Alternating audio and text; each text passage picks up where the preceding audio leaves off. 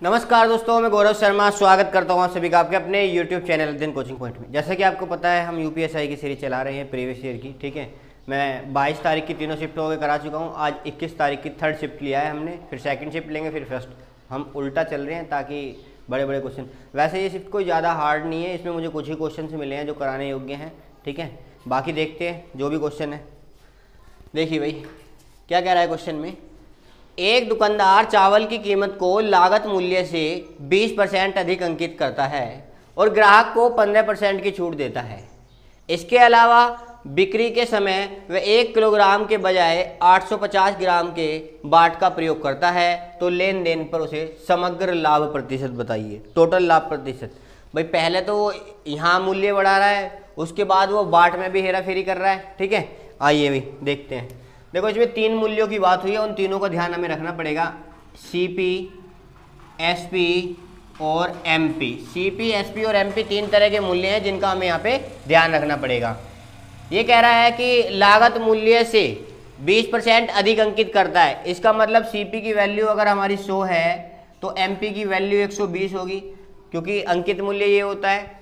अब कह रहा तो और ग्राहक को 15% की छूट देता है। छूट हमेशा एमपी पर मिलती है, तो क्या फॉर्मूला होता है। एसपी बराबर कितना है हमारा, एमपी 120। छूट मिली कितने की, 15% की, तो इसका 85% निकाल देते हैं भाई। ठीक है, 5 से काटा 17, 5 से काटा 20 बार, और 20 से ये काट लिया 6 बार, तो एसपी बराबर कितना आ गया, 102। इसका मतलब ये है एसपी की वैल्यू 102 आ गई। यहाँ से हमें साफ साफ दिख रहा है कि 2% का क्या हो रहा है, लाभ हो रहा है। इस कंडीशन में कितना लाभ हो रहा है, 2% का। बात यहीं नहीं रुक जाती, आगे भी वो हेरा फेरी कर रहा है। 1 किलोग्राम के स्थान पर 850 ग्राम का जो है वो बाट का प्रयोग करता है।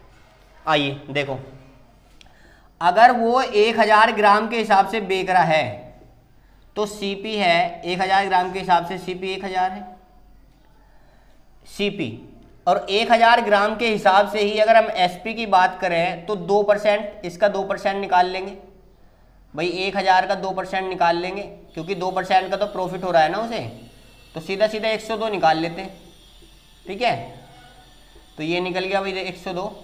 कितना आया, 1020। ये आपका एसपी आ गया। कब, जब वो 1000 के वजन का प्रयोग कर रहा है, पर एक्चुअली में वो 1000 का प्रयोग नहीं कर रहा। वो कितने का कर रहा है, 850 ग्राम का। हमें तो 850 ग्राम के हिसाब से निकालना है भाई। हमें 1000 ग्राम के हिसाब से तो इतने रुपए का दिया उसने। ठीक है, आइए तो देखते हैं। अब इन दोनों में अंतर कितने का बैठ रहा है भाई, 150 और 20, 170। 170 का लाभ हो रहा है कितने पे, 850 पे। 170 का लाभ हो रहा है 850 पे, तो 100 पे कितने का होगा, 17 पंजे 85, 5 से काटा 20%। तो भाई उसे ऑल ओवर जो लाभ हो रहा है वो 20% का लाभ हो रहा है। बात समझ में आ रही है। अब देखो, इस क्वेश्चन को हम दूसरे मेथड से भी कर सकते हैं। दूसरा मेथड क्या है कि आपने इतना निकाल लिया कि यहाँ पे 2% लाभ हुआ। अब इसका आप अलग निकाल सकते हो। देखो मैं आपको बता देता हूँ अलग कैसे निकाल सकते हो। पता है आपको 1000 ग्राम के स्थान पे 850 ग्राम का प्रयोग कर रहा है, तो कितना लाभ ले रहा है भाई, वो 150 ग्राम का। कितने पे ले रहा है, 850 पे, और मल्टीप्लाई 100। 0 से 0 कट गई, 5 दिया 15, और इससे काटेंगे 17, तो 300/17% का लाभ ये हुआ। उसके बाद आपने सक्सेसिव पढ़ा होगा। ठीक है, जब 2 प्रॉफिट या 2 हानि या 1 प्रॉफिट 1 लॉस अलग अलग दे रखे हो तो उसका सक्सेसिव कैसे निकालते हैं।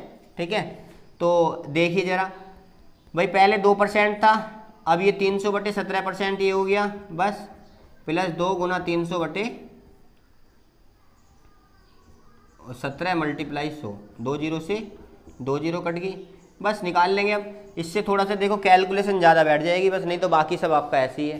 ठीक है, वैसे ये वाला मेथड बहुत आसान है, इसको आप करें। ठीक है, ये तो किताब में भी हो रहा है, इसका कोई फ़ायदा नहीं है। ठीक है, आइए नेक्स्ट क्वेश्चन देखते हैं।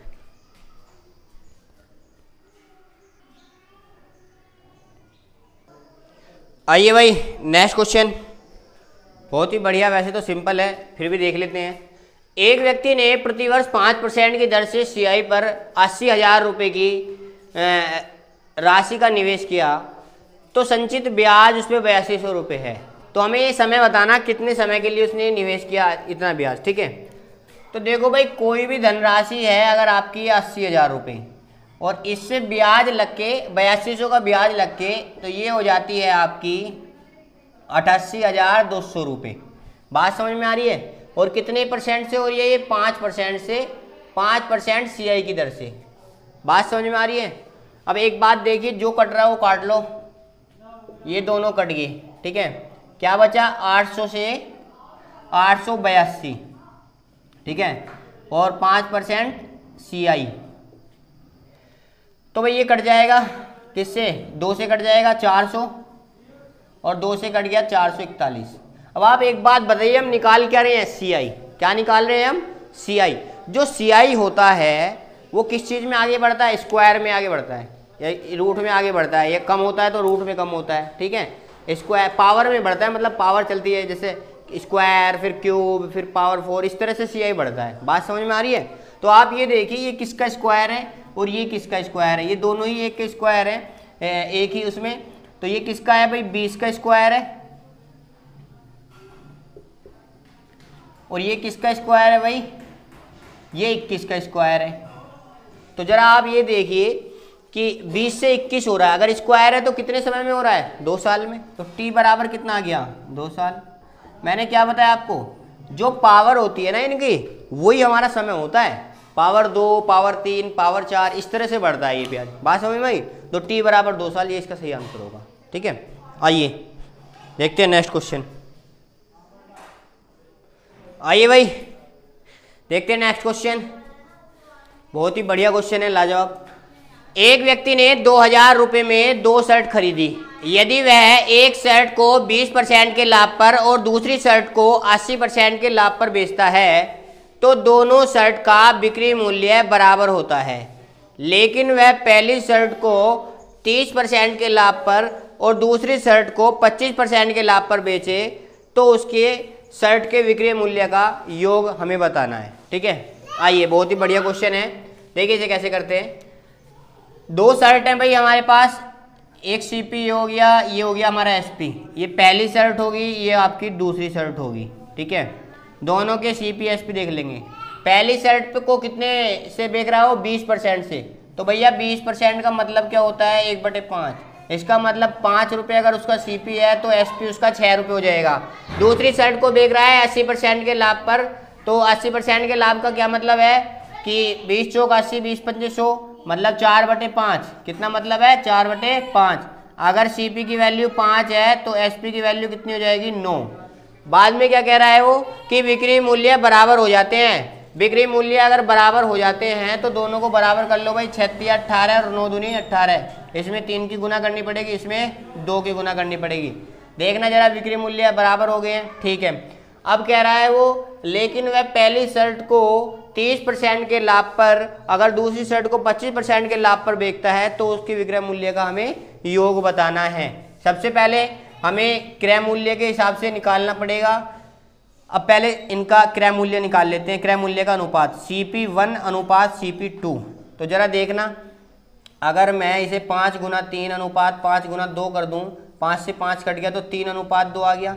इसका मतलब दोनों की वैल्यू 3 और 2 5। 5 की वैल्यू यहाँ पे कितनी दे रखी है? अगर 2000, 5 की वैल्यू अगर 2000 है तो 1 की वैल्यू 400 है, तो 3 की वैल्यू कितनी होगी? 3 की वैल्यू होगी 1200। पहली शर्ट का CP आ गया, ये पहली शर्ट का CP है। दूसरी शर्ट का CP होगा 800 रुपये, ये दूसरी शर्ट का CP है। अब ये क्या कह रहा है? अगर पहली शर्ट को 30% के लाभ पर बेचे तो मतलब पहली शर्ट को बेचे 1200 का 130%, ठीक है। तो कितना बैठेगा भाई? 12 0 0, 12 3 36 का 6 का हासिल को 3, 12 एकम 12 3 15, ठीक है। अब कह रहा है दूसरी शर्ट को कितने लाभ पर बेचे? 25% लाभ पर, तो 125/100, ठीक है। तो 25 पंजे 125 और 25 चौका 100, 4 से काटेंगे कितना आएगा? 200, 200 पंजे 1000, ठीक है। तो कुल मिला के बताना है तो कितना हो गया? 1560 प्लस 1000 कितना हो गया? 2560 रुपये। ऑल ओवर जो आपका SP आया वो कितना आया? 2560 रुपये, ठीक है।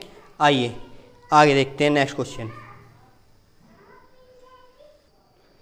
आइए भाई, इस शिफ्ट का सबसे खतरनाक क्वेश्चन, मुझे लगता है इससे बढ़िया कोई क्वेश्चन आया ही नहीं शिफ्ट में, ठीक है। सबसे हल्की शिफ्ट थी मुझे लग रहा है ये, अकॉर्डिंग टू कंडीशन, बट यही क्वेश्चन एक ऐसा है जो जानदार क्वेश्चन है इसमें, ठीक है। आइए, ए, बी और सी अलग अलग तौर पर क्रमशः 15, 20 और 12 दिनों में एक काम को पूरा कर सकते हैं।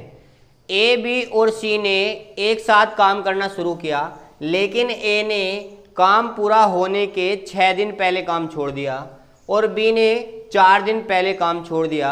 यदि काम के लिए 1500 रुपये वेतन दिया गया हो तो ए व बी का कुल हिस्सा ज्ञात करो।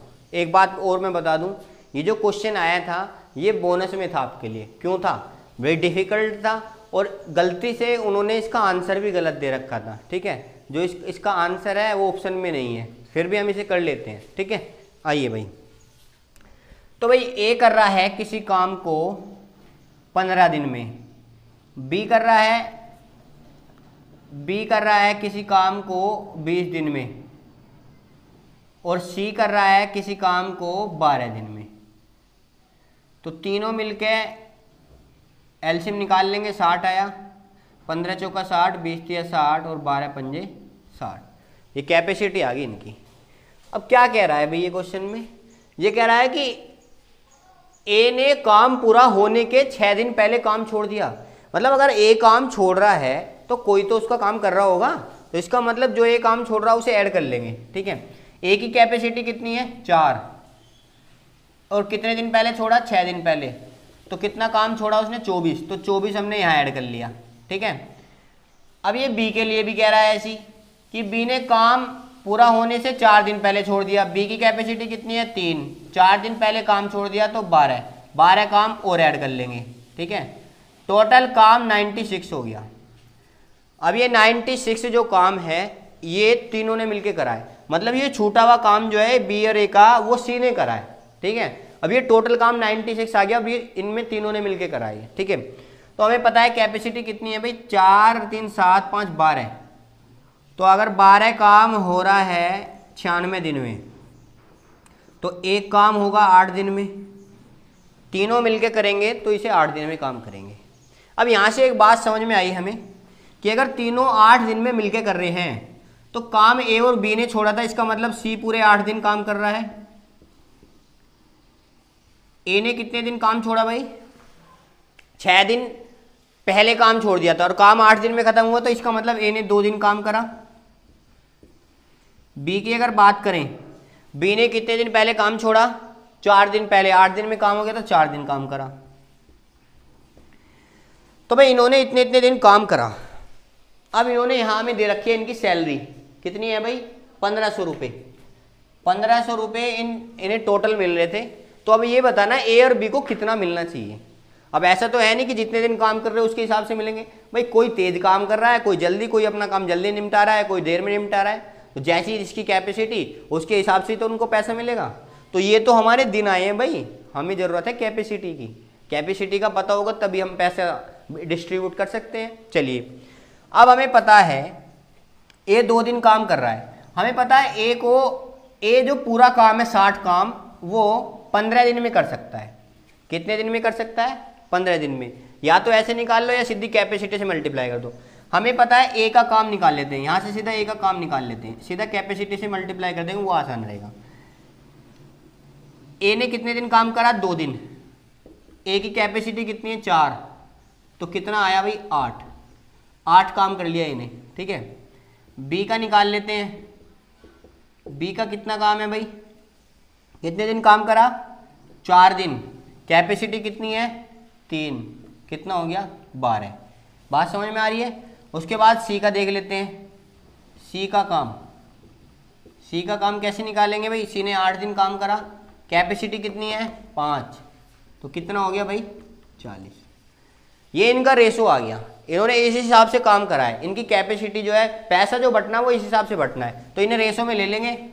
ए अनुपात बी अनुपात सी 8 अनुपात 12 अनुपात 40। 4 से काट लें तो 4 दूनी 8, 4 तिया 12, 4 धाम 40। ये इनका बेसिकली अनुपात आ गया। बात समझ में आई? हमसे पूछा ए और बी का कुल हिस्सा बताओ। तो भाई ए व बी का हिस्सा कितना है? ए व बी का हिस्सा ये बताना है भाई हमें, ठीक है।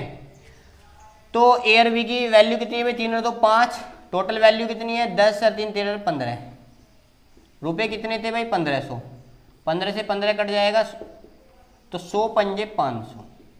तो भाई ए और बी को जो मिला के मिले 500 मिले और बाकी 1000 रुपये सी को मिले, ये इसका करेक्ट आंसर होगा। बात समझ में आ रही है? तो बहुत ही बढ़िया लाजवाब क्वेश्चन था। वैसे ये बोनस था, इस तरह का कोई क्वेश्चन गलत आ जाए तो मज़ा ही आ जाता है, ठीक पूरे कि क्वेश्चन भी हार्ड है, हो नहीं पा रहा है और ऊपर से नंबर फ्री का मिल रहा है उसका, ठीक है। आइए देखते हैं नेक्स्ट क्वेश्चन, बहुत ही लाजवाब। आइए भाई, बहुत बढ़िया क्वेश्चन है, थिंकिंग लेवल का क्वेश्चन है, ठीक है। ए और बी का योग क्या है, जहां ए 3 अंकों की एक संख्या का 75% है जो 44 और 55 के में से का 20 गुना है, और 20 का वर्ग दे रखा है 25 का वर्ग दे रखा है बी की वैल्यू, ठीक है। आइए देखते हैं क्या कह रहा है क्वेश्चन। दो बात कह रखी है कि जो ए है वो 3 अंकों की संख्या का 75% भी है और दूसरा 11 और 44 का में से भी है, में से का 20 गुना है। तो हमें पता है 44 और 55 का में से क्या है भाई 11, कॉमन क्या है इसमें 11, क्योंकि 11 डिवाइड कर सकता है, ये इसका में से, ये हो गया भाई इसका में से, ठीक है। अब जो संख्या है ए की वैल्यू जो है वो जो है 3 अंकों की एक संख्या का 75% है, पहले से इसका 20 गुना कर लेते हैं, 11 गुना 20 220, क्योंकि कह रहा है कि वो जो है में से का 20 गुना है, ठीक है। तो 11 गुना 20 220। अब ये 220 देखना 3 अंकों की संख्या है, इसका 75% निकाल लेते हैं यहाँ सीधा सीधा। अगर इसका 75% तो 25 थी 75, 25 चौका 100, 4 से काटेंगे, 4 पंजे 20 और 4 पंजे 20, 55 तिया 165। इसका मतलब ए की वैल्यू आ गई 165, ए की वैल्यू कितनी आ गई 165, 3 अंकों की संख्या है, ठीक है। और बी की वैल्यू दे रखी है भैया 625, कितनी दे रखी है 625, क्योंकि वो 25 का स्क्वायर है। दोनों का ये योग पूछा है, ए बराबर 600 ए प्लस बी बराबर कितना हो गया 625 प्लस 165, 5 और 5 10 की 0, हासिल को 1, 6 2 8 1 9, 6 1 7, कितना आया 790, इसका सही आंसर होगा, ठीक है। तो दोस्तों आज की वीडियो कंप्लीट हुई, इसमें कुछ खास क्वेश्चन नहीं है, और जो क्वेश्चन है वो मैंने पिछले करा रखे हैं, तो दोबारा कराने का कोई मतलब ही नहीं बनता, आप पीछे जाके वीडियो देख सकते हैं, ठीक है। आसान शिफ्ट थी ये काफ़ी, ठीक है, 1-2 क्वेश्चन ही थे, बहुत खींच के मुझे 5 से 6 क्वेश्चन इसमें मिल पाए हैं। बाकी देखते रहिए, कल मिलेंगे नेक्स्ट शिफ्ट के साथ में, ठीक है। आइए चैनल सब्सक्राइब करना बिल्कुल ना भूलें, ताकि आपको आने वाले टाइम तक देखो मैं सभी कवर करा दूंगा। धन्यवाद।